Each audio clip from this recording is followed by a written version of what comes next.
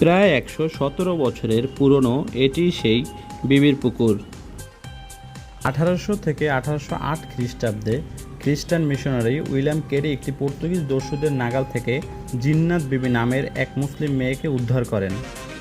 1908 খ্রিস্টাব্দে শহরের পানি সংকট নিরসনের জন্য জিন্নাত বিবি সদর রোডের পূর্ব পাশে প্রায় 400 ফুট দৈর্ঘ্য এবং 1850 ফুট প্রস্থের একটি কৃত্রিম পুকুর খনন করান।